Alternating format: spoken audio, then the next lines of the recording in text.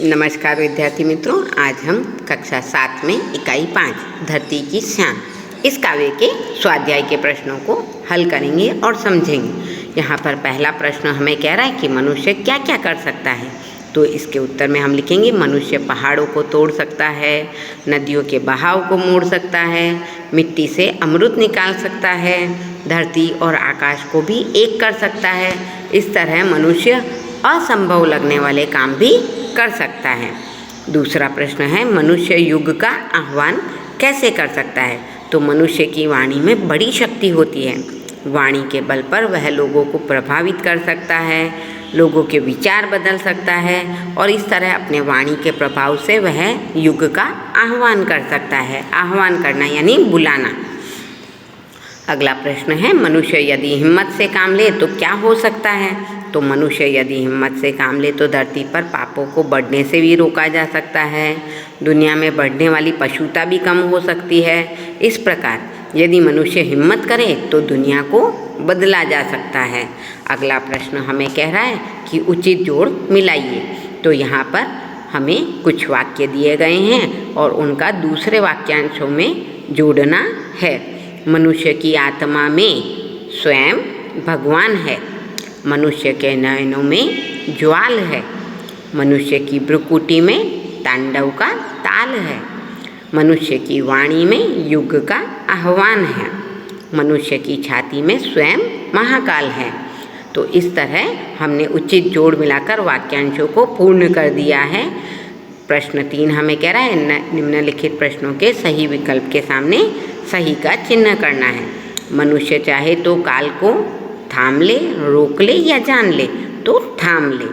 मनुष्य चाहे तो धरती को फोड़ दे, युग का आह्वान दे या अंबर से जोड़ दे तो अंबर से जोड़ दे। मनुष्य चाहे तो माटी से मुख को भी मोड़ दे, अमृत निचोड़ दे या दुनिया बदल दे तो अमृत निचोड़ दे। तो इस प्रकार हमने उचित विकल्प का निशान कर दिया है। अगला प्रश्न हमें कह रहा है नीचे दिए शब्दों के विरुद्धार्थी शब्द देकर वाक्य में प्रयोग कीजिए। जैसे धरती का आकाश। अब वाक्य है पक्षी आकाश में उड़ रहे हैं। अमृत का विरुद्धार्थी शब्द है विष। शंकर जी ने विष पी लिया था। वरदान। वरदान का विरुद्धार्थी शब्द है अभिशाप। दहेज प्रथा एक सामाजिक अभिशाप है। ऊंचा। ऊंचा का है विरुद्धार्थी नीचा। शर्म से उसका सिर नीचा हो गया। पाप। पाप का विरुद्धार्थी शब्द है पुण्य। विद्या का दान बहुत बड़ा पुण्य है। जीवन। जीवन का विरुद्धार्थी शब्द है मृत्यु। वीर पुरुष मृत्यु से नहीं डरते हैं।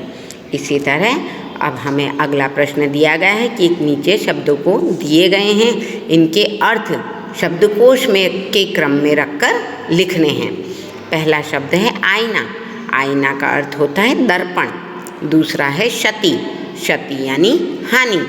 झंकार, जो कि पायल, सितार या वीणा आदि की जो ध्वनि होती है उसे झंकार कहा जाता है। तूफान। आंधी, हवा, पानी, इनका भीषण उत्पात यह तूफान कहलाता है। नयन यानी नेत्र या आँख। वरदान यानी कृपा। शीश यानी मस्तक या माथा। तो मित्रों, आज हमने धरती की शान इस काव्य के स्वाध्याय को पढ़ा, समझा और अध्ययन किया। धन्यवाद।